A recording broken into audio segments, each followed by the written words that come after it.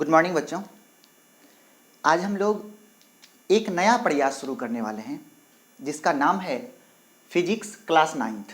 आज से हम लोग क्लास 9th के फिजिक्स को स्टार्ट करेंगे और सबसे पहले उसमें हम लोग आपको क्लास 9th के बारे में कुछ इंट्रोडक्शन करवाने वाले हैं कि उसमें क्या पढ़ना है, कैसे पढ़ना है। सबसे पहली बात तो आप ये जान लो कि आज से आनंद सर के यूट्यूब चैनल पर क्लास 9th का फिजिक्स स्टार्ट होगा और ये स्टार्ट होने का एक ही मकसद है कि हमारे वैसे वर्ग के बच्चे जो सुदूर इलाके में हैं, जहाँ तक एजुकेशन नहीं पहुँच पाती है, जहाँ तक शिक्षा नहीं पहुँच पा रहा है, वहाँ तक हम लोग मिल के शिक्षा को पहुँचाएंगे, वहाँ तक के बच्चों को पढ़ाएंगे, सुदूर से सुदूर बच्चों को पढ़ाएंगे और उन्हें एक नई जीवन स्तर को सुधारने के लिए उत्सुक करेंगे, उसके अंदर एक जुनून भरेंगे, उसके मनोबल को बढ़ाएंगे, उसके आत्मविश्वास को मजबूत करेंगे।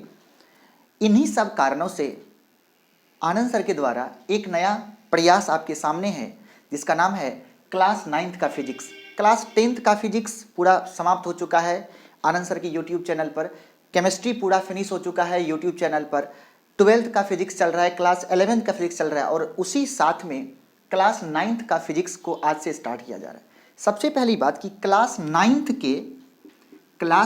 के जो बच्चे हैं उनको इस चैनल पर सबसे पहले मिलेगा फिजिक्स, दूसरा मिलेगा आपको केमिस्ट्री, तीसरा मिलेगा आपको बायोलॉजी, चौथा मिलेगा आपको मैथ। मतलब पूरी तरीका से आपका मैथ और आपका साइंस पूरी तरीका से क्लियर किया जाएगा, कंप्लीट किया जाएगा विथ डीप नॉलेज के साथ, डीप कॉन्सेप्ट के साथ आपके सिलेबस को फिनिश किया जाएगा। सबसे पहली बात कि ये सभी मैथ प्लस साइंस आपका 100% डीपली क्लियर किया जाएगा। मेरा 9th और 10th को डीपली पढ़ाने का एक ही मकसद होता है। आप गौर करेंगे, शायद आप इसको देख चुके हैं, इसको मिटाना चाहते हैं। आप गौर करेंगे कि यदि आप 9th और 10th को अच्छे से, इसको समझना आज आपको, यदि आप 9th और 10th को अच्छे से पढ़ते हैं, आपने 9th पढ़ के आया, जरा सा इस डायग्राम को समझिएगा, फिर आपने 10th पढ़ा, 10th पढ़ने के बाद जब आप 10th पढ़ के आ जाएंगे तब आपको आगे में एक चौराहा मिलेगा। समझिएगा, जब आप 10th क्लियर कर लेंगे तो आगे में आपको एक चौराहा मिलेगा। ये चौराहा एक ऐसा होता है जहां से बहुत सारे रास्ते निकलते हैं, बहुत सारे रास्ते निकलते हैं, यहां से बहुत सारे रास्ते निकलते हैं। जैसे यहीं के बाद आप मेडिकल की तैयारी कर सकते हैं, यहीं के बाद आप इंजीनियरिंग की तैयारी कर सकते हैं, यहीं के बाद आप कॉमर्स पढ़ सकते हैं, यहीं के बाद आप आर्ट्स पढ़ सकते हैं। मतलब क्या, यहीं के बाद और यहीं के बाद बहुत सारे कंपटीशन आपका शुरू होता है, बहुत सारा कंपटीशन यहां के बाद आपका शुरू होता है। ये एक चौराहा है। ये क्लास 9th और 10th पढ़ने के बाद जो आप पहुंचे हैं तो आपके सामने में ये एक चौराहा है। आप गौर से सुनेंगे आज के इस लेक्चर को। आप इस चौराहा पे जितनी मजबूती के साथ पहुंचेंगे वहां से आगे आपको रास्ता चुनने में सहूलियत होगा। सबसे पहली बात, आप 9th पढ़ा, आपने 10th पढ़ा और पढ़ने के बाद आप इस चौराहे पे पहुंच चुके हैं।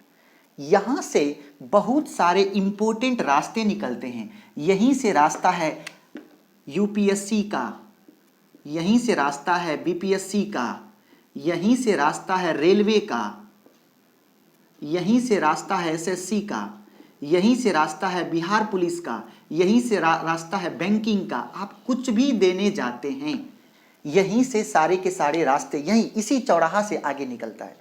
आप चाहे मेडिकल की तरफ जाएं, इंजीनियरिंग की तरफ जाएं, कॉमर्स की तरफ जाएं, आर्ट्स की तरफ जाएं या फिर साइंस की तरफ जाएं, आप किधर भी जाते हैं, या आप यहाँ से आप साइंस लेके पढ़ते हैं, आप किधर भी जाते हैं तो आपको इसी चौराहा से आगे निकलना पड़ेगा।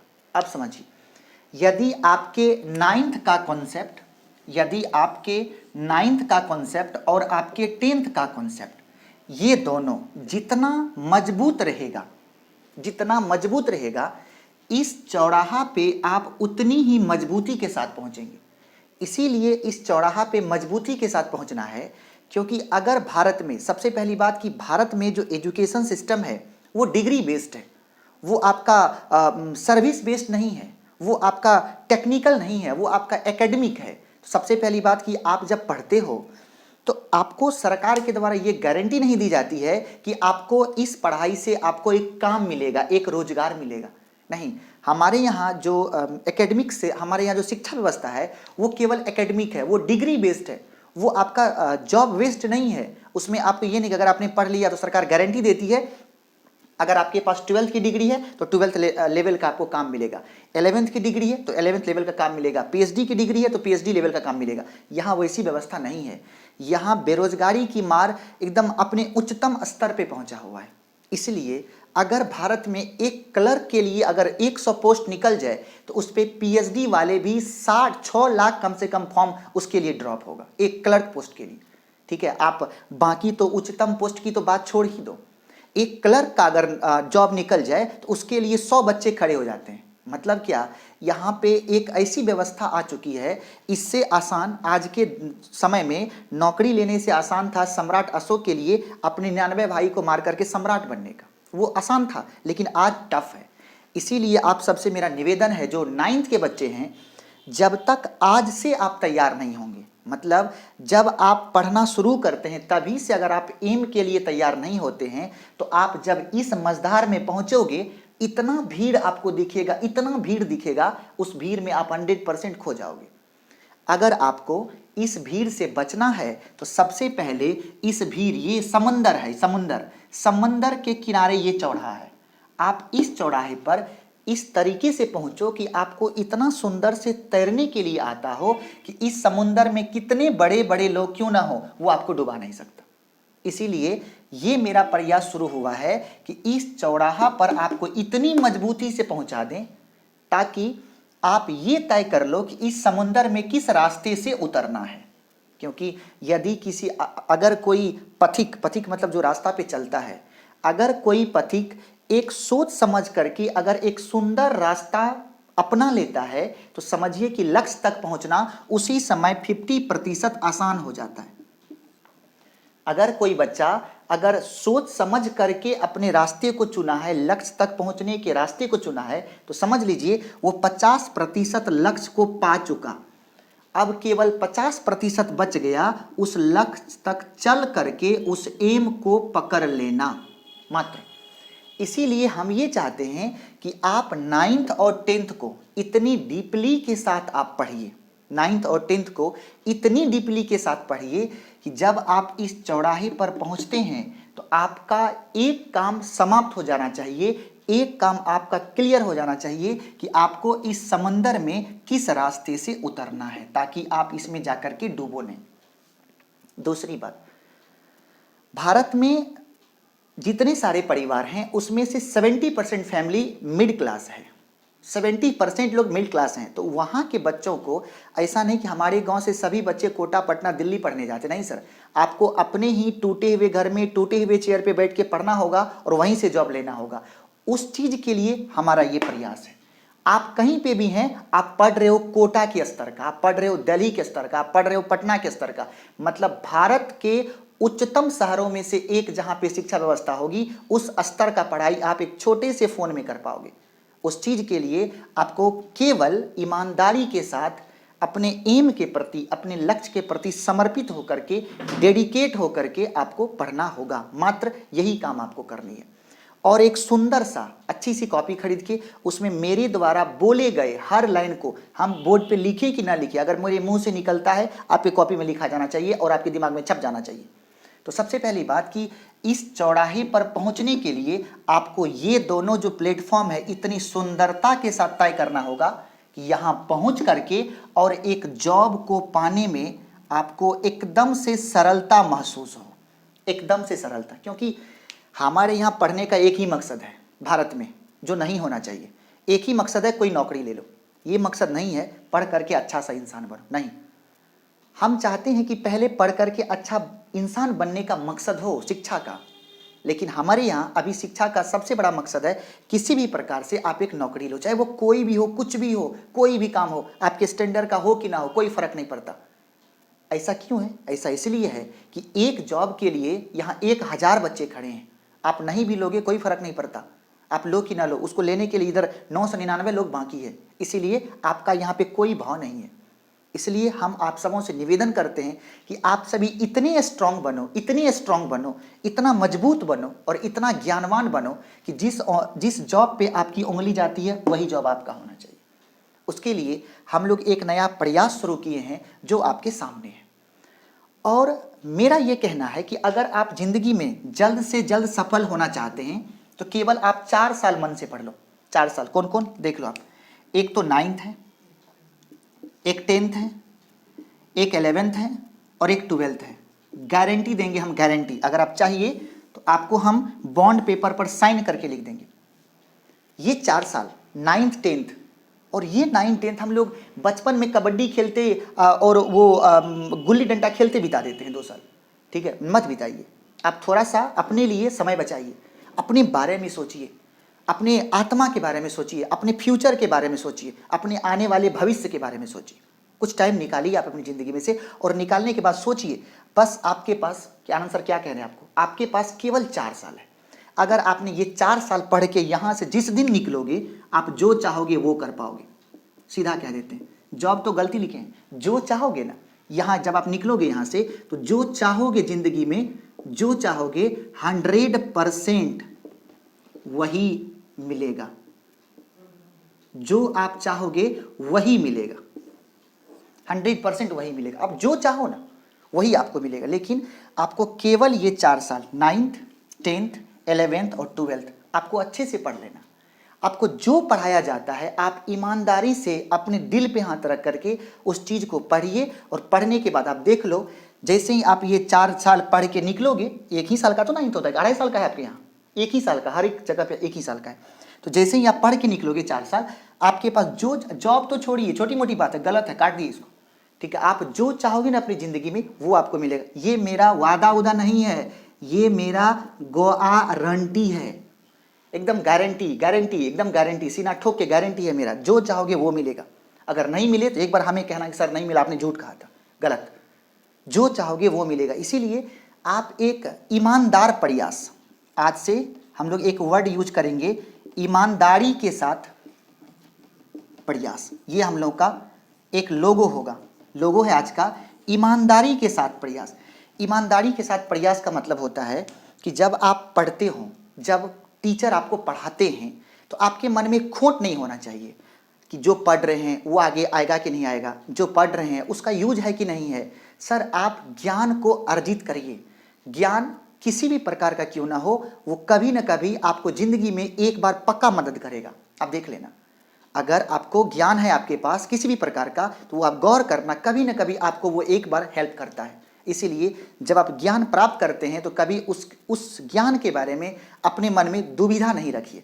इसीलिए प्लीज़ 9th के सभी बच्चों से मेरा नम्र निवेदन है, आज से आप तैयार होइए और ईमानदारी के साथ प्रयास शुरू कीजिए आनंद सर के साथ। ओके, सबसे पहले आप ये जानिए कि आपको क्या बोले, आपको इस चैनल पे जिसका नाम है आनंद फिजिक्स क्लासेस पूर्णिया, आप सभी लोग इसे लाइक्स करें, सब्सक्राइब करें, अपने दोस्तों के बीच बताएं, ताकि सभी बच्चों को मेरे तरफ से एक थोड़ा सा जो साथ है वो मिल सके, आपको एक थोड़ा सा फ़ायदा मिल सके मेरे तरफ से। तो उसी लिए हम लोग थोड़ा सा काम कर रहे हैं, तो उम्मीद करते हैं कि आप सभी लोग इसमें मदद करेंगे।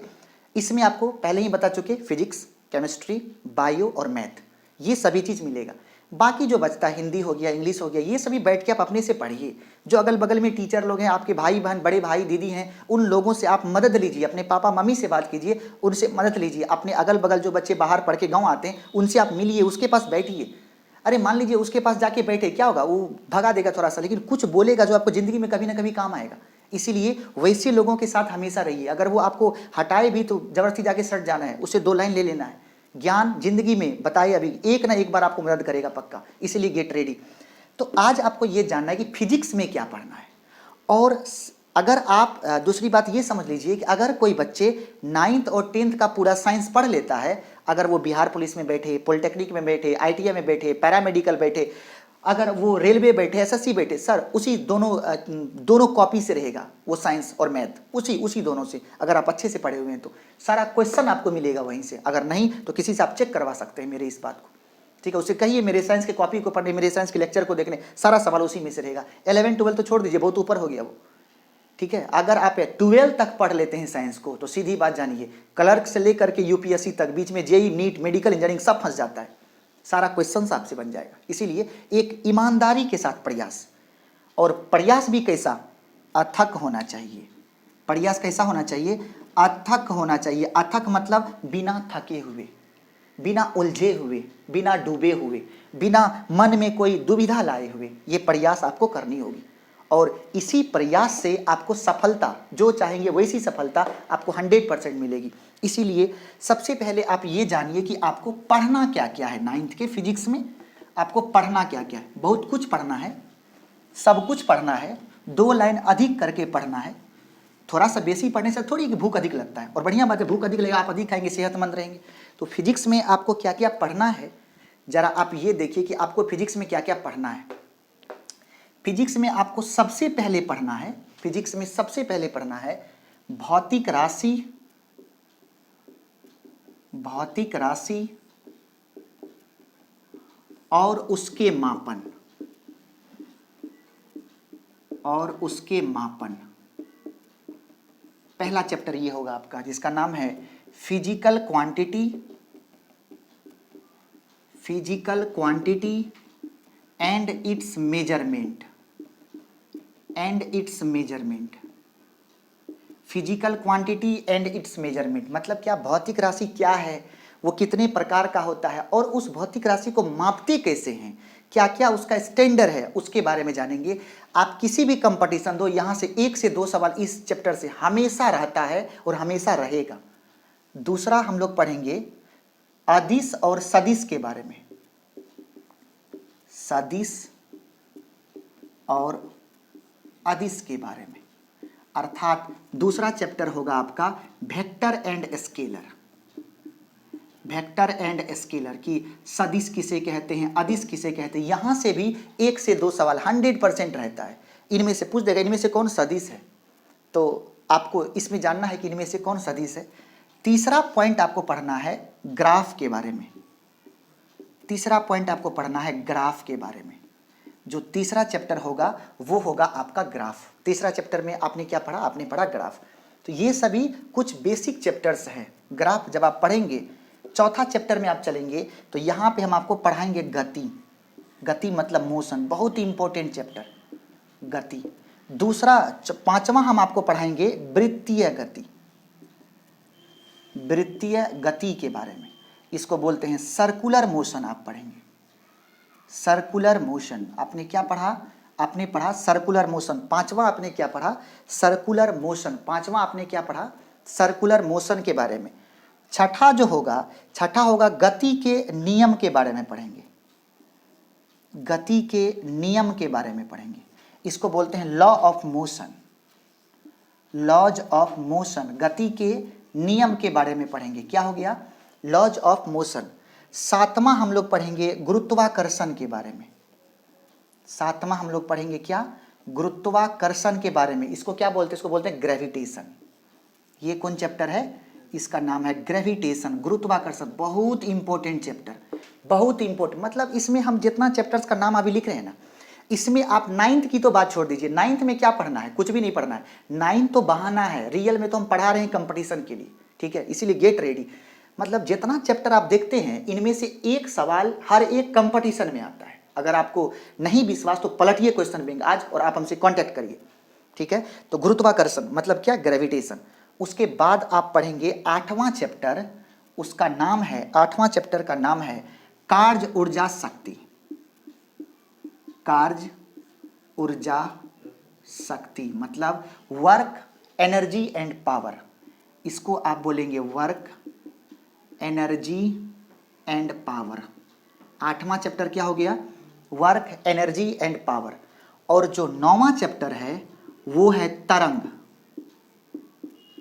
तरंग मतलब वेव के बारे में। 9वां चैप्टर में आप क्या पढ़ेंगे, तरंग के बारे में मतलब वेव के बारे में। बहुत इंपॉर्टेंट चैप्टर है, बहुत इंपॉर्टेंट, तरंग के बारे में। जो 10वां चैप्टर होगा उसमें आप पढ़ेंगे ध्वनि के बारे में, ध्वनि के बारे में अर्थात साउंड के बारे में। 10वां चैप्टर क्या है आपका, साउंड, साउंड के बारे में पढ़ेंगे। और यहाँ से सवाल 100% एक रहेगा। हालांकि तरंग और ध्वनि को मिला करके सवाल बनता है, लेकिन वो सवाल ज़्यादा होता है साउंड से, मतलब ध्वनि से। और जो 11वां चैप्टर पढ़ेंगे वो होगा आपका उष्मा। उष्मा मतलब हो गया हीट, हीट के बारे में पढ़ेंगे। ये 11 चैप्टर आपको हम पढ़ाएंगे 9th के फिजिक्स में। क्या क्या, अब गौर से देखिए।